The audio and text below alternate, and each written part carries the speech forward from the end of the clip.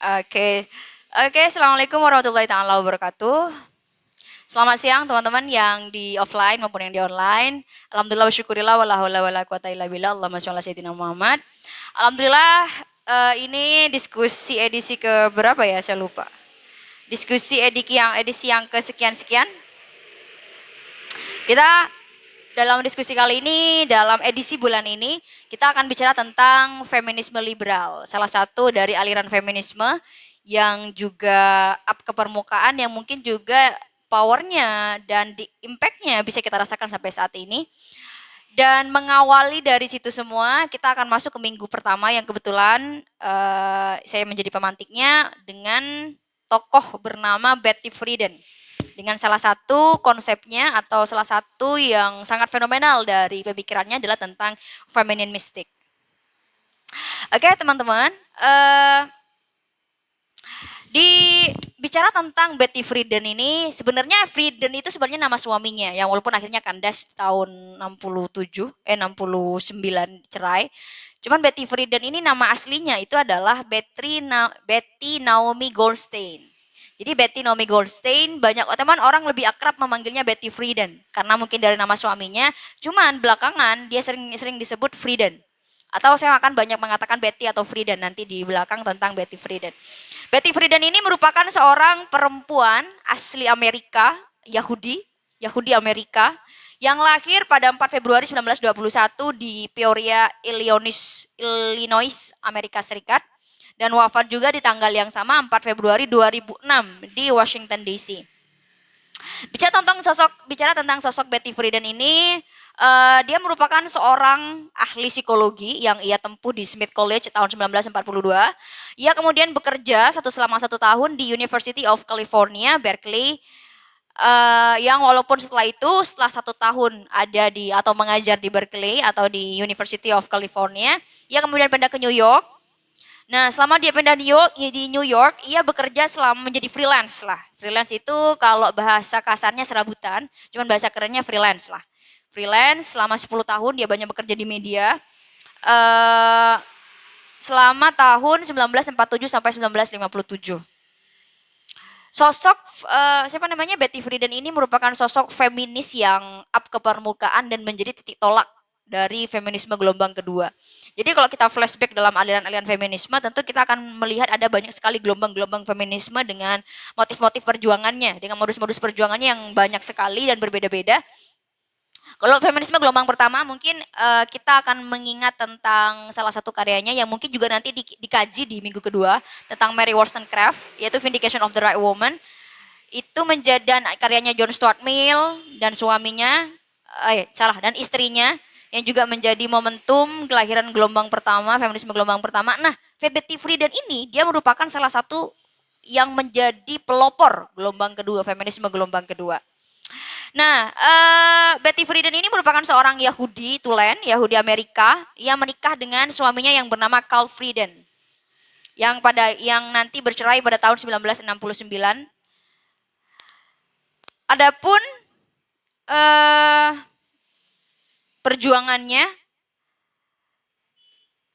Friedan ini karya-karyanya dulu ya. Beberapa karya yang paling fenomenal itu adalah Feminine Mystic yang ia terbitkan tahun 1963. Ini menjadi salah satu karya yang akan banyak diulas dalam edisi diskusi kali ini.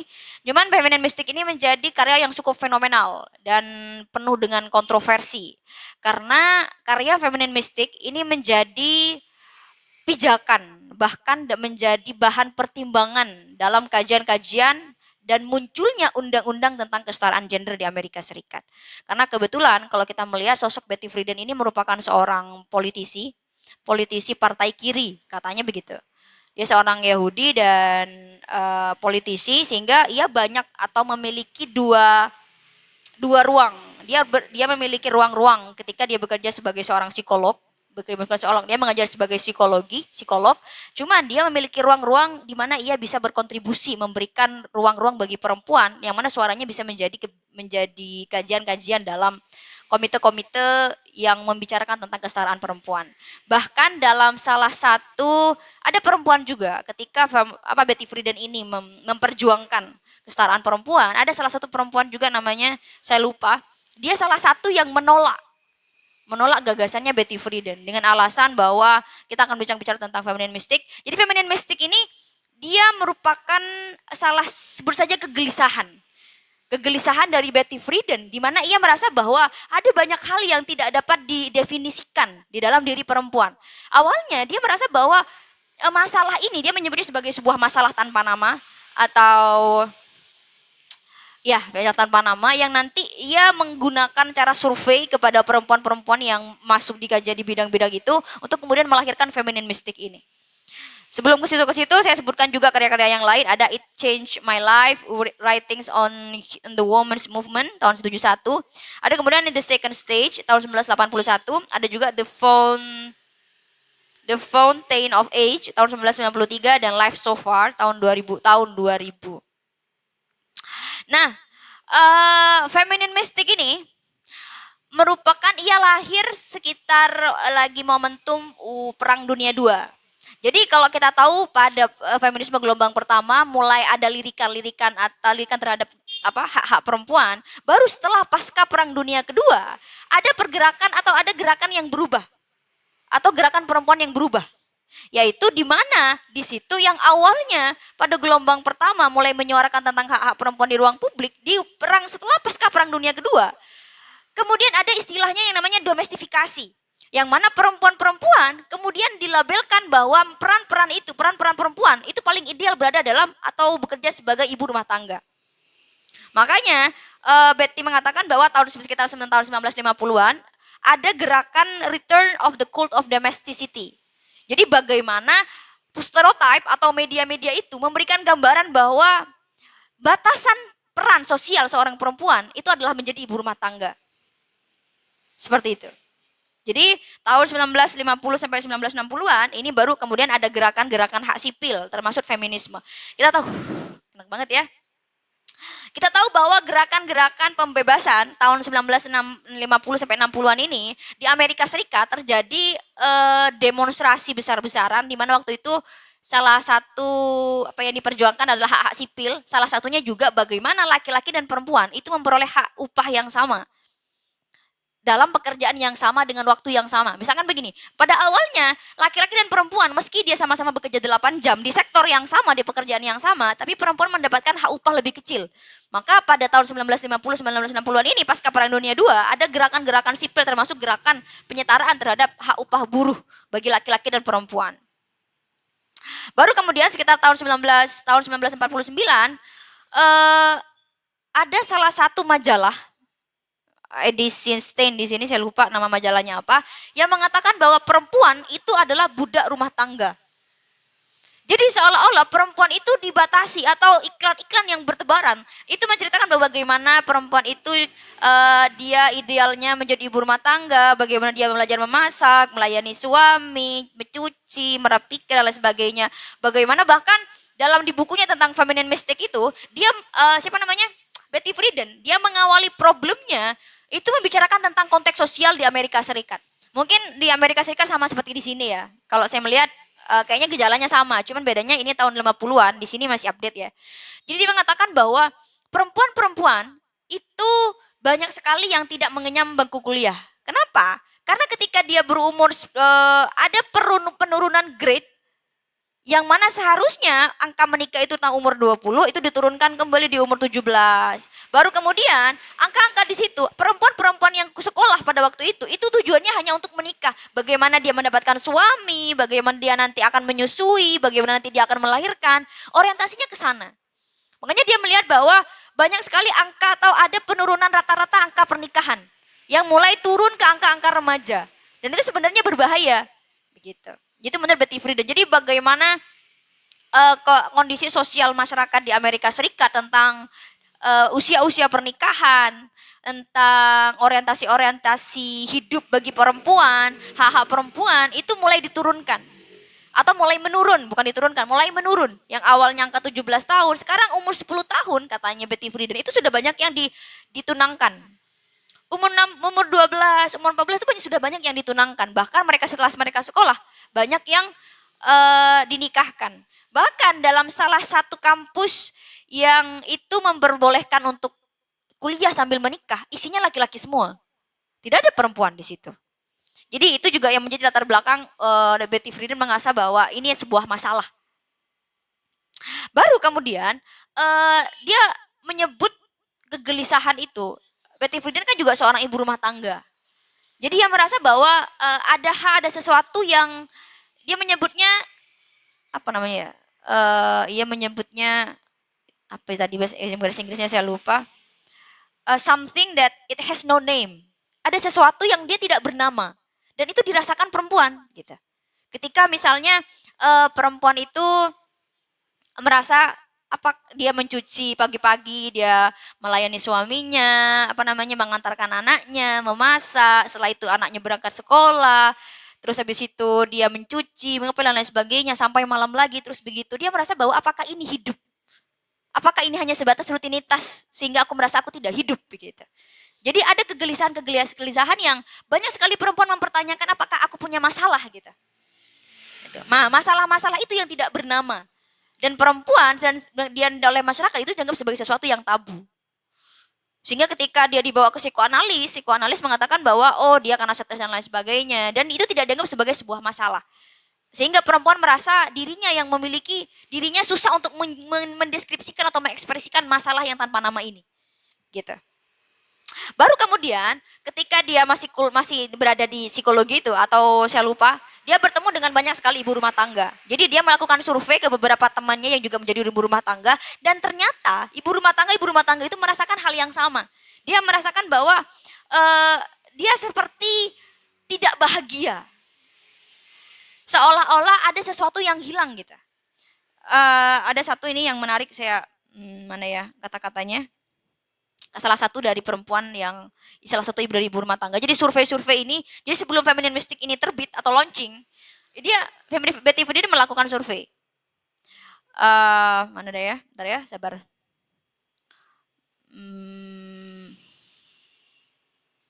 Bentar, sabar.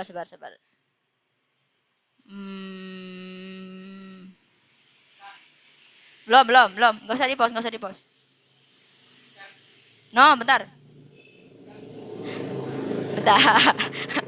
Kameramen tidak sabar sekali. Jadi salah satu istri mama muda, young wife, salah satu seorang mama muda. Hah? young wife, nggak short, young wife aja. Mama muda, dia mengatakan begini. I seems to sleep so much. Aku merasa aku sudah tidur terlalu banyak. Aku tidak tahu kenapa aku merasa sangat lelah. Rumah ini sudah kubersihkan sebersih-bersihnya dengan air dingin dan lain sebagainya. Dan sebagaimana aku sudah bekerja seperti seharusnya. Dan bagaimana anak-anak itu berangkat ke sekolah seperti biasanya. Tetapi itu tidak hanya kerja. Itu hanya sebatas kerja. Aku tidak merasakan hidup. Gitu. Dan perasaan-perasaan semacam ini itu dirasakan hampir semua perempuan-perempuan yang menjadi ibu rumah tangga. Begitu. Jadi baru kemudian setelah Betty Friedan ini melakukan survei ke banyak ibu rumah tangga, ia baru mengeluarkan bukunya tentang Feminine Mystic ini. Tentang bagaimana kegelisahan-kegelisahan perempuan yang seringkali tidak terdefinisikan. Dan seolah-olah itu bukan menjadi masalah, padahal itu masalah. Sehingga Betty Friedan dengan bukunya ini mengatakan bahwa ada sesuatu masalah yang terjadi pada tubuh perempuan atau bukan pada tubuh perempuan, bukan pada diri perempuan, tapi pada problem sosial. Makanya ada beberapa poin dalam Feminine Mystic yang ia garis bawahi. Yang pertama adalah the problem that has no name ini atau problem yang tidak bernama ini merupakan kegelisahan dan gejala ketidakbahagiaan di antara para wanita.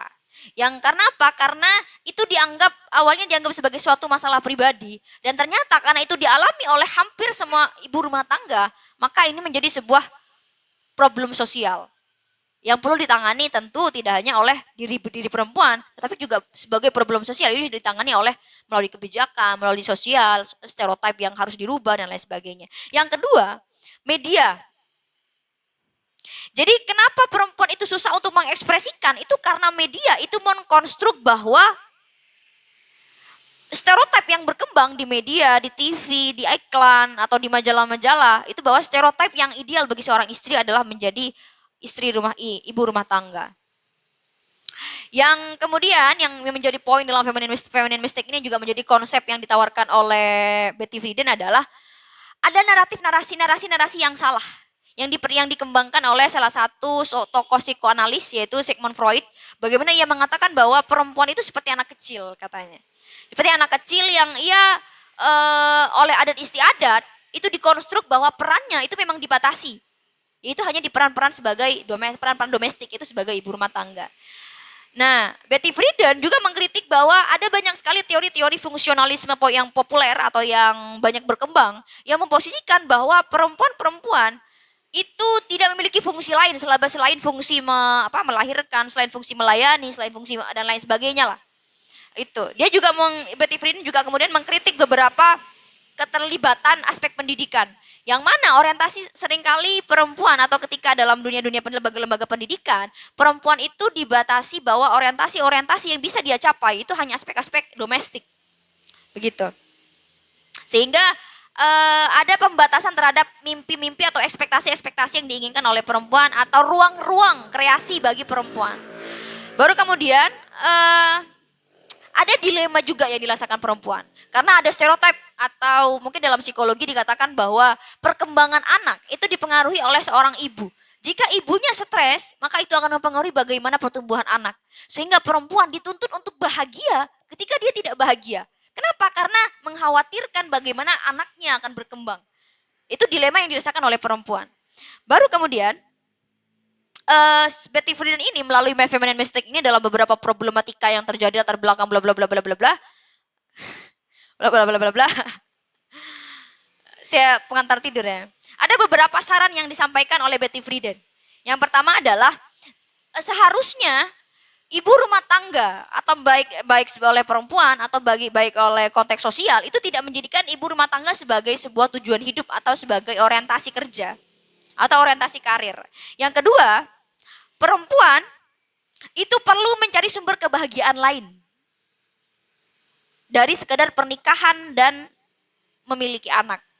Sehingga perempuan harus mencari pekerjaan yang lebih bermakna, terutama karena Betty Friedan merasa bahwa setiap orang, itu setiap perempuan memiliki kapasitas mental dan kapasitas intelektual yang berbeda-beda. Sehingga kepuasan-kepuasan itu juga menuntut untuk terpenuhi. Makanya Betty Friedan mengatakan bahwa perempuan selain menjadi ibu rumah tangga, ia perlu untuk mencari kapasitas-kapasitas atau kepuasan-kepuasan lain atau kebahagiaan-kebahagiaan lain untuk memenuhi kepuasan atau kapasitas mental dan kapasitas intelektualnya. Itu. Terus masuk lagi kepada tujuan adanya feminine mystic ini. Jadi feminine mystic ini yang saya baca itu hanya sebatas 20 lembar. 20 lembar. Yang itu merepresentasikan bagaimana Betty Friedan dia mencerminkan atau mencontohkan dirinya bahwa dirinya sebagai ibu rumah tangga, tapi meski begitu dia juga merupakan seorang politisi sayap kiri. Yang juga gara-gara feminine mystic ini ia kemudian menjadi suara-suara bagi atau representasi bagi suara-suara perempuan yang juga tujuannya adanya feminine mystic ini sebagai upaya menantang terhadap perubahan stereotip, perubahan peran tradisional atau peran gender tradisional yang selama ini diterapkan atau dilekatkan kepada diri perempuan atau diri ibu rumah tangga, perempuan ibu rumah tangga itu kemudian harus digubarkan. Sehingga perempuan memiliki kesempatan-kesempatan lain terutama untuk ruang-ruang kreasi bagi ibu rumah tangga. Sehingga walaupun begitu, Betty Friedan merasa bahwa mungkin hal itu bukan sesuatu yang mudah atau itu bukan perkara mudah bagi perempuan yang merasa atau yang mengalami kegelisahan yang sama.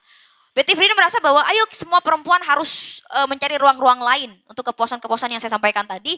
Tapi Friedan juga merasa bahwa kalian juga harus kuat dan harus tetap maju karena kalian akan dihadapkan dengan kondisi sosial atau penolakan-penolakan dari masyarakat terkait ide-ide begitu atau konsep-konsep semacam itu. Sehingga kemudian salah satu upaya praktis yang dilakukan oleh Betty Friedan adalah lahirnya undang-undang tentang kesetaraan gender atau kesetaraan laki-laki dan perempuan di Amerika Serikat. Ya walaupun di situ juga banyak sekali upaya-upaya yang dilakukan oleh Betty Friedan, salah satunya adalah membentuk atau mendirikan tahun 1966 Now ini apa namanya saya lupa. Now ini singkatan dari mendirikan sebuah organisasi lah, sebut saja begitu, yang bernama National Women's Political Caucus, terus juga direktur dari First Women's Bank and Trust Company tahun 73, Yang now ini saya lupa namanya apa. Now. Saya lupa. Nanti mungkin saya kalau ketemu saya sampaikan lagi. Jadi dia mendirikan Now, yaitu sebuah organisasi yang khusus menghilangkan hambatan-hambatan terkait upaya-upaya kesetaraan terhadap laki-laki dan perempuan.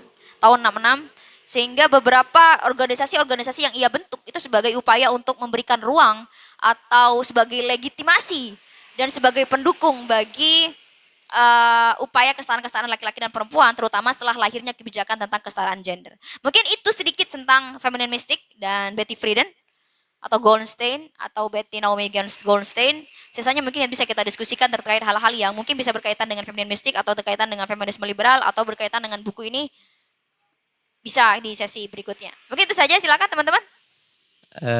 Langsung saja ya mengenai apa namanya feministik.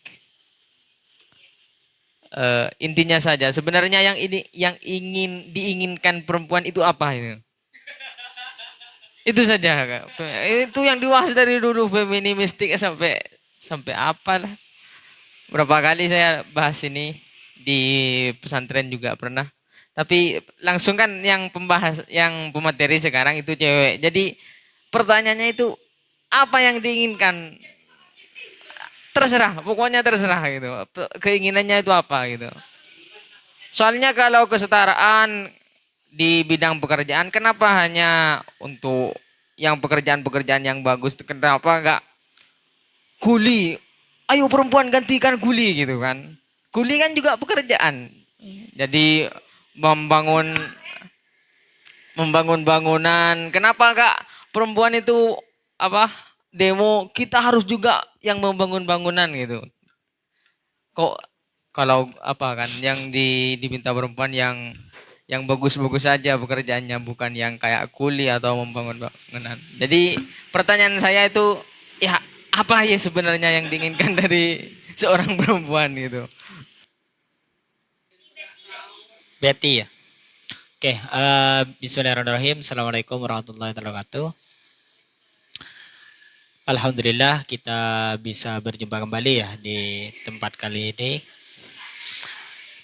Sangat menarik dengan tema yang sekarang itu terutama sekarang kan pematerinya juga perempuan. Apalagi ini yang dibahas adalah tentang Betty gitu kan ya. Dan tadi saya sedikit menyimak tentang penyampaian-penyampaian dari pemateri. Memang lebih mengarah pada sisi perjuangan perempuan atau feminisme, itu kan ya. Atau istilah lainnya adalah kesetaraan. Memang nyambung dari Mas Fosil tadi. Bahwasanya apa yang yang diinginkan perempuan yang sesungguhnya. Dan juga benarkah perempuan khususnya di Madura itu nanti itu benar-benar untuk menjadi seorang feminis atau bagaimana? Karena pada dasarnya aktivis-aktivis perempuan di Pamekasan atau di Madura yang saya lihat, dia yang menggaungkan tentang feminisme, menggaungkan tentang kesetaraan, keadilan dan lain sebagainya, ternyata ketika keluarga juga sama-sama jadi babu. Ya kan? Sama-sama menjadi babunya patriarki gitu. Laki-laki seperti itu. Jadi pada dasarnya apakah itu hanya tumpul pada sebuah teori saja, sebuah kajian-kajian belaka, tetapi pada implementasi di lapangan itu akan manut-manut seperti budaya-budaya yang sebelumnya, seperti itu. Dan perempuan yang saya lihat pada masa sekarang, itu kalau dulu, kalau di daerah pemateri terutama, itu banyak perempuan-perempuan yang ngare, ya kan, mencangkul, atau juga yang menanam tembakau dan juga apa itu ikut bercocok tanam padi ya kan dan lain sebagainya. Tetapi pada masa sekarang kenapa perempuan itu tidak melanjutkan hal yang seperti itu? Kalau kita mau berbicara tentang feminisme, tentang secara kesetaraan, dulu itu memang sudah dari tempatnya pemateri ini dan juga tempatnya saya di tempat kelahiran saya, itu memang sudah kesetaraan sudah dari dulu seperti itu. Bahkan perempuan itu yang langsung ke sana. ya kan? Kalau bahasa Maduranya itu sampai ngare, ya kan? Akepe, padi dan lain sebagainya, kayak gitu. Tetapi sekarang perempuan itu banyak aktivis-aktivis menggaungkan tentang kesetaraan, tetapi itu hanya yang sifatnya enak-enak. Seperti halnya saya juga perempuan harus menjadi pemimpin, ya kan ya? Itu enak-enak karena gajinya juga besar gitu kan. Apakah itu yang dimaksud oleh perempuan dengan gaji atau memang dia memang membutuhkan soal kesetaraan? Dan juga kalau dalam Islam sendiri sebenarnya kesetaraan itu sudah final, tak perlu kita bahas lagi gitu kan ya. Mulai dari perempuan mempunyai kesetaraan tentang pendidikan di keluarga, ya kan? Kalau memang tidak ada, itu berarti tidak mengikuti syariat Islam. Kayak gitu. Seperti halnya Siti Aisyah dulu. Dia juga seorang penceramah kok. Gitu kan? Siti Aisyah. Pendakwah juga. Itu kan bagian dari kesetaraan juga. Ya kan? Mimpin perang dari perempuan. Dan juga Siti Khotijah. Juga adalah orang-orang eh Siti Khotijah juga adalah seorang pembisnis ya kan dan sebagainya. Itu sebenarnya banyak sekali para ulama-ulama itu menentang soal feminisme ya kan, terutama kalau di dalam Islam. Kalau kita kerujatkan dalam Islam, karena memang sudah final di dalam Islam itu sendiri seperti itu. Nah, kalau kita mau mengkaji soal kesetaraan yang ada di lingkungan kita, memang laki-laki lebih otoriter. Banyak seperti itu. Mungkin ini yang lebih kita arahkan atau kita edukasikan. Ya, mungkin itu saja dari saya. Hadanallahu wa iyyakum ihdinas siratal mustaqim. Wassalamualaikum warahmatullahi wabarakatuh. Tadi pertanyaan pertama, pertanyaan yang sering saya dengar dari patriarkal enggak sih, enggak ya, dari beberapa laki-laki lah, tentang apa sih yang diinginkan perempuan. Pernah ada pertanyaan semacam itu tahun 2020 kayaknya, saya lagi polos-polosnya, saya juga masih polos sih. Ketika ditanyakan apa sebenarnya yang diinginkan perempuan, ya saat itu saya jawab perempuan itu ingin dimanusiakan sebagaimana laki-laki dimanusiakan gitu. Walaupun sebenarnya kemudian saya baru tahu ternyata gagasan-gagasan macam itu atau hal itu sudah muncul sekitar abad feminisme gelombang pertama oleh Simone de Beauvoir. Kita mengatakan bahwa laki-laki dan perempuan itu tidak memiliki nasib yang sama ketika dia dilahirkan. Laki-laki dilahirkan sebagai laki-laki, tapi perempuan dilahirkan tidak sebagai laki-laki, tidak sebagai perempuan. Bahkan dia tidak dianggap sebagai manusia. Hal itu seperti kita lihat dalam bagaimana kecenderungan atau konteks sejarah dari mulai di beberapa agama atau di beberapa ya agama lah, bagaimana di Yahudi, di Nasrani dan lain sebagainya itu memposisikan atau stereotip yang berkembang terhadap perempuan. Bahkan dalam psikoanalisnya Freud, dalam Penis in Why-nya, ia mengatakan bahwa perempuan itu adalah laki-laki yang gagal karena dia tidak punya penis, karena dianggap penisnya sebagai sebuah kelebihan, sedangkan perempuan tidak memiliki itu, sehingga dia berusaha untuk menjadi laki-laki.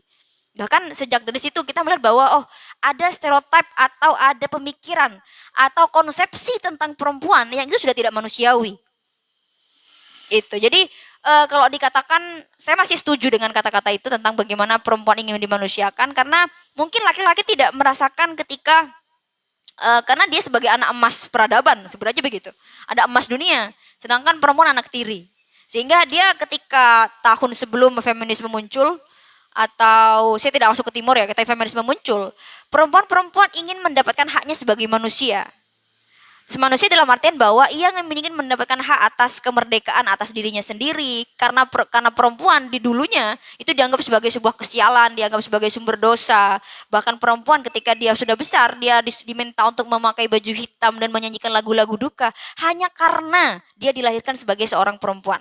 Dari situ kita melihat bahwa bagaimana sejak dulu atau bagaimana di masa lalu perempuan itu sudah mendapatkan sudah didiskriminasi begitu. Jadi wajar jika misalnya gelombang adanya lah feminisme atau gerakan-gerakan yang menuntut hak perempuan, itu tujuannya pertama dari segi yang paling personal, yang paling esensial, bagaimana perempuan memiliki hak atas kemerdekaan dirinya, sehingga ia bisa memilih, aku bisa memilih kebahagiaanku sendiri gitu.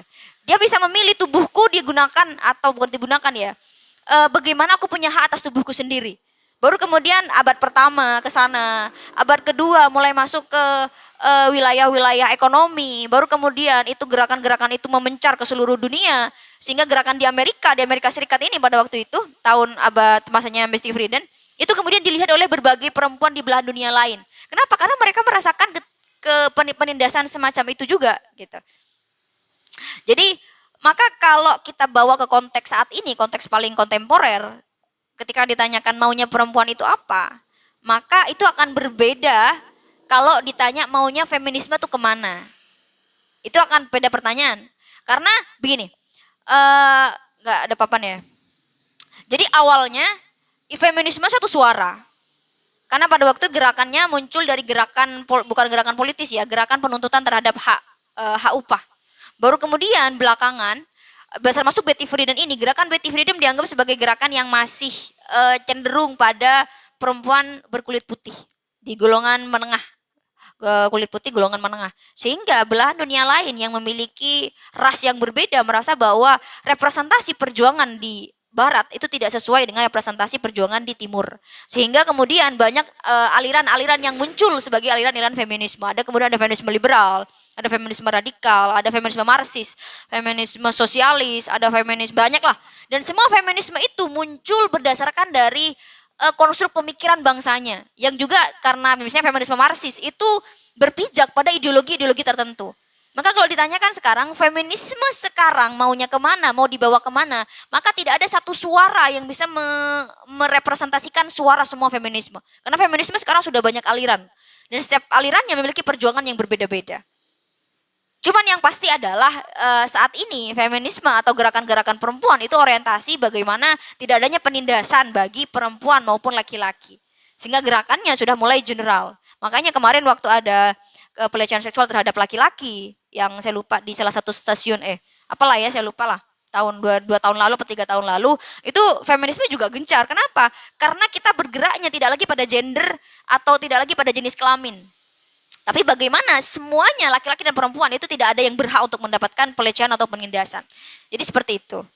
Jadi tujuan perempuan pertama kali secara filosofis itu bagaimana dia mendapatkan hak atas dirinya, kemerdekaan dirinya, dia memiliki ruang di publik dan di domestik seperti laki-laki.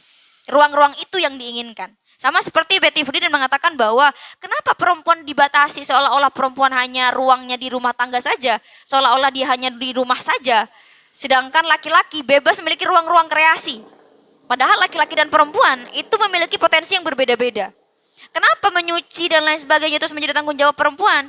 Kenapa media-media itu tidak memberi ruang atas kepuasan-kepuasan mental, kebahagiaan-kebahagiaan yang lain bagi perempuan? Seolah-olah memang di rumah itu ruang kerjamu, kamu tidak punya ruang-ruang kerja yang lain, ruang-ruang kreasi yang lain. Sedangkan laki-laki memiliki kebebasan itu. Maka kemudian yang Betty Friedan perjuangkan adalah bagaimana ruang-ruang itu bukan orientasi utama atau tujuan hidup. Tapi bagaimana perempuan juga memiliki kapasitas dan ruang-ruang lain untuk kepuasan mentalnya, untuk kapasitas dirinya. Makanya perempuan harus terjun di ranah publik, perempuan harus terjun di ranah politik sesuai dengan orientasi-orientasi lain selain menjadi ibu rumah tangga.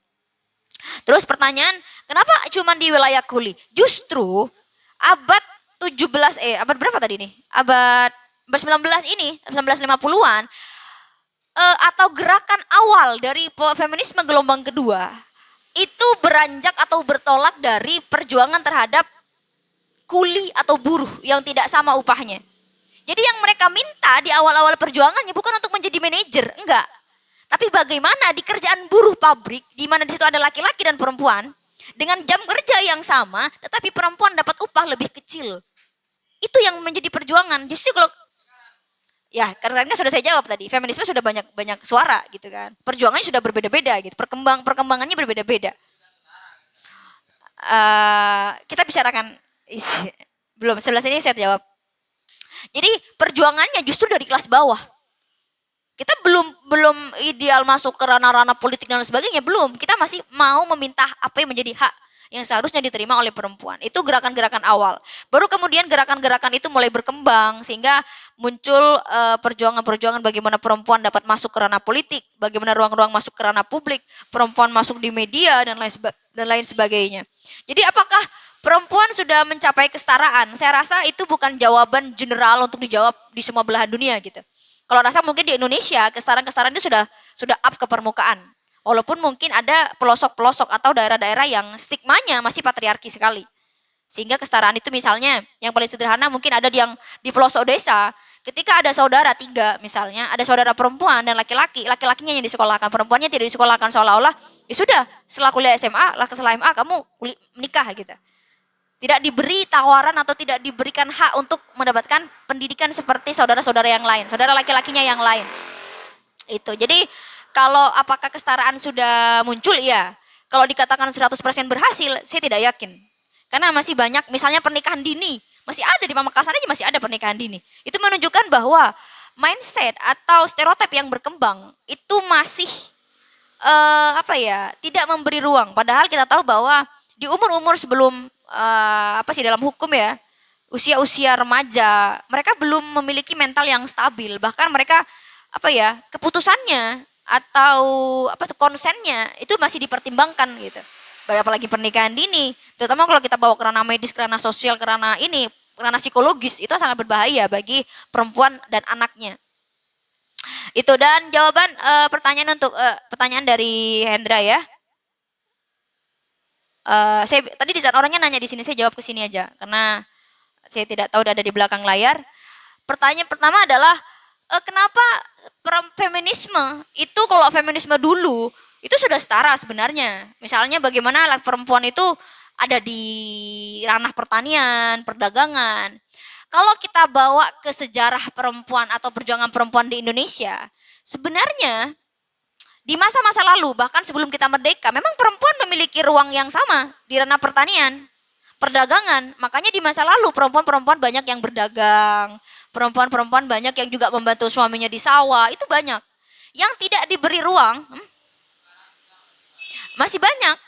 Bahkan kata Ivan Illich mengatakan bahwa adanya beberapa aliran-aliran yang muncul, itu sebenarnya merusak konstruksi kedaerahan. Katanya begitu. Cuman teman-teman sepakat atau tidak terserah.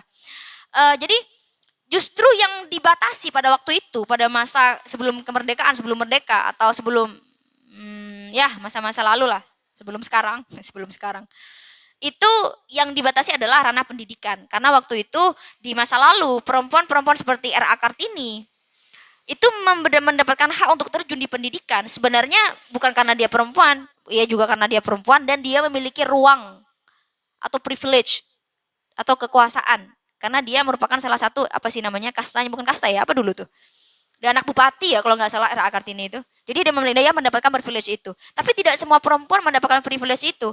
Bahkan Dewi Sartika di masa lalu perjuangannya itu belum sampai ke pendidikan, tapi masih ke ruang-ruang pelatihan bagaimana seorang istri itu dapat memiliki skill-skill yang lain, bagaimana istri-istri itu sudah diberikan pengetahuan-pengetahuan yang lain tentang bagaimana mengelola rumah tangga gitu. Jadi memang di masa lalu perjuangan di Indonesia itu seperti itu. Ruang-ruang pendidikan yang dibatasi. Kenapa? Karena memang pada waktu sebelum kita merdeka, intelektualitas itu memang dibungkam supaya tidak ada kritik-kritik terhadap penjajah gitu kan. Itu. Terus kalau dibicara tentang di Islam sendiri, memang ada istilah feminisme juga muncul. Bahkan feminisme, tapi bukan dengan feminisme, karena feminisme kan di Arab kan nggak ada e-nya ya. Jadi susah mengatakan feminisme. Feminisme ya. Cuman bahasanya bukan feminisme tapi tahrirul mar'ah. Pembebasan perempuan. Pembebasan perempuan itu di masa lalu itu ada, kalau secara justru feminisme atau kesetaraan gender itu muncul dari laki-laki kalau di barat. Ada yang namanya Qasim Amin, ada Asghar Ali Engineer dan beberapa tokoh-tokoh lain yang itu laki-laki. Ya, mereka merasa bahwa memang perempuan perlu diberi ruang. Kenapa? Karena kalau misalnya kita bawa ke ranah Islam, bagaimana pendidikan terhadap anak, itu kan juga dari ibu. Jadi ibu yang berkualitas, ibu yang berpendidikan itu akan mempengaruhi bagaimana anak juga akan nanti berpendidikan juga berkualitas gitu. Baru kemudian tahrirul mar'ah ini baru masuk ke timur, itu dibawa oleh bukan perempuan atau intelektual atau anak-anak yang kuliah ke barat, pulang ke timur, mereka membawa gagasan-gagasan itu. Makanya kemudian mulai up ke permukaan, ada yang namanya siapa saya lupa namanya, banyak lah yang menggagas tentang teori-teori ini. Kalau secara Islam, kalau dibawa dalam Al-Quran, maka itu menjadi ranah tafsir ya, menjadi ranah hermeneutika. Maka problemnya adalah begini, memang Al-Quran atau Islam sejak awal memang memanusiakan. Saya sebut saya begitu. Jadi yang salah adalah persepsi-persepsi atau wacana yang dianggap final sebagai dan dianggap sebagai muncul ansih dari Al-Quran. Soalnya misalnya kita mengambil satu teks dan kita pahami menurut orang-orang yang memiliki pola pikir patriarkal, maka yang tertafsirkan atau ya pemahaman yang muncul itu patriarki. Sama seperti begini, bicara tentang apa poligami lah, atau enggak poligami deh, apa ayat-ayat biasanya. Ar-rijalu qawwamun 'alan nisa. Itu kan seringkali dalil yang dijadikan dalih seringkali oleh beberapa oknum yang mengatakan bahwa perempuan tidak memiliki ruang untuk menjadi pemimpin. Perempuan jangan jadi pemimpin karena pemimpin adalah laki-laki. Ar-rijalu qawwamun 'alan nisa gitu kan. Laki-laki yang memimpin perempuan gitu. Nah, kalau orang-orang yang tekstual konservatif tradisional, maka akan menganggap bahwa itu memahaminya secara tekstual. Tidak ada penafsiran-penafsiran lain. Penafsiran yang lain gitu. Tafsir-tafsir karena tidak membuka ruang-ruang penafsiran yang lain. Padahal kemudian belakangan ar-rijalu qawwamun 'alan nisa itu sudah dipahami berbeda. Misalnya ada yang mengatakan bahwa ar-rijalu itu bukan laki-laki secara biologis, tapi laki-laki secara psikologis. Bukan laki-laki secara biologis, tapi aspek psikologis. Jadi kalau misalnya perempuan memiliki maskulinitas atau jiwa kepemimpinannya laki-lakinya lebih tinggi, maka dia bisa jadi bukan laki-lakinya, maskulinitasnya lebih tinggi, maka dia bisa jadi seorang pemimpin gitu. Ada yang mengatakan nantilah saya share. Iya, Kak, teman-teman kalau yang kawam, saya ambil yang terakhir deh, saya ingat ini kalau ini ingat Wahyuddin Abdul Qadir ya dalam Qiraah Mubadalahnya itu mengambil kawamnya. Kawam itu tidak diartikan sebagai pemimpin, tapi sebagai pertanggungjawaban. Bagaimana kan ayat setelahnya kan bagaimana perempuan melahirkan tuh. Jadi laki-laki bertanggung jawab. Sehingga relasi yang muncul adalah relasi kerjasama antara laki-laki dan perempuan. Makanya kalau dikatakan bahwa Islam memang sejak awal memiliki bibit-bibit nilai-nilai yang kesetaraan gender, memang iya. Cuman kadangkala penafsiran yang muncul yang membuatnya patriarki gitu. Sehingga perlu dipertanyakan jika ada tafsir-tafsir atau penafsiran pemahaman yang patriarki perlu dipertanyakan. Apakah benar Islam seperti itu? Yakah memang benar Al-Quran mendiskriminasi perempuan? Gitu kan. Makanya ada disebut dengan maqasidus syariah, maqasidul Quran sebagai pijakan untuk melihat apakah penafsiran-penafsiran itu sesuai dengan maksud dari turunnya suatu hukum gitu. Itu sih. Terus ada pertanyaan lagi tadi tentang Islam. Ya itu aja sih. Mungkin nanti kalau ada pertanyaan yang belum saya jawab bisa ditanyakan ulang. Dan mungkin ada pertanyaan lain. Jadi Fatih Frieden itu menjadi titik tolak dari perjuangan feminisme yang kemudian muncul dengan banyak sekali ideologi-ideologi. Kalau di Indonesia yang paling banyak itu ada sekarang ada yang namanya feminisme multikultural, ada kemudian feminisme banyak lah. Dan kita juga perlu mempertanyakan karena saya melihat bahwa feminisme itu muncul sebagai sebuah gerakan. Sehingga ia membutuhkan sebuah ideologi. Makanya juga ada feminisme Islam. Karena feminisme Islam ini itu merasa bahwa pijakan-pijakannya itu harus berdasarkan dari nilai-nilai Islam. Seperti itu. Silakan teman-teman mungkin ada yang tidak setuju dan lain sebagainya. Itu sih.